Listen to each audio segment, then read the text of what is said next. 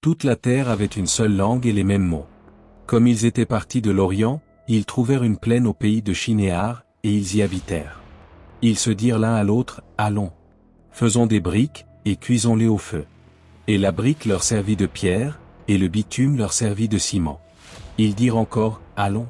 Bâtissons-nous une ville et une tour dont le sommet touche au ciel, et faisons-nous un nom, afin que nous ne soyons pas dispersés sur la face de toute la terre. L'Éternel descendit pour voir la ville et la tour que bâtissaient les fils des hommes. Et l'Éternel dit, voici, ils forment un seul peuple et ont tous une même langue, et c'est là ce qu'ils ont entrepris. Maintenant rien ne les empêcherait de faire tout ce qu'ils auraient projeté. Allons. Descendons, et la confondons leur langage, afin qu'ils n'entendent plus la langue, les uns des autres. Et l'Éternel les dispersa loin de là sur la face de toute la terre, et ils cessèrent de bâtir la ville. C'est pourquoi on l'appela du nom de Babel, car c'est là que l'Éternel confondit le langage de toute la terre, et c'est de là que l'Éternel les dispersa sur la face de toute la terre. Voici la postérité de Sem. Sem, âgé de 100 ans, engendra Arpachshad, 2 ans après le déluge. Sem vécut, après la naissance d'Arpachshad, 500 ans, et il engendra des fils et des filles. Arpachshad, âgé de 35 ans, engendra Shélak.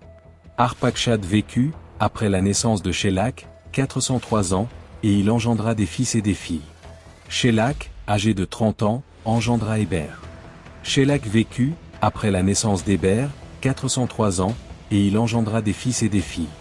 Héber, âgé de 34 ans, engendra Péleg. Héber vécut, après la naissance de Péleg, 430 ans, et il engendra des fils et des filles. Péleg, âgé de 30 ans, engendra Rehu. Péleg vécut, après la naissance de Rehu, 209 ans, et il engendra des fils et des filles. Rehu, âgé de 32 ans, engendra Serug. Rehu vécut, après la naissance de Serug, 207 ans, et il engendra des fils et des filles. Serug, âgé de 30 ans, engendra Nachor. Serug vécut, après la naissance de Nachor, 200 ans, et il engendra des fils et des filles. Nachor, âgé de 29 ans, engendra Térak. Nachor vécut, après la naissance de Térak, 119 ans, et il engendra des fils et des filles.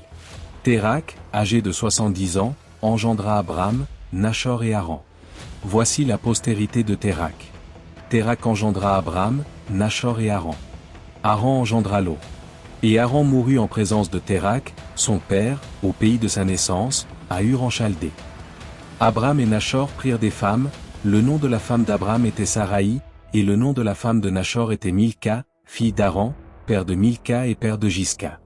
Saraï était stérile, elle n'avait point d'enfant. Térak prit Abram, son fils, et Lot, fils d'Haran, fils de son fils, et Saraï, sa belle-fille, femme d'Abram, son fils. Ils sortirent ensemble d'Ur en Chaldée, pour aller au pays de Canaan. Ils vinrent jusqu'à Charan, et ils y habitèrent. Les jours de Térak furent de 205 ans, et Térak mourut à Charan.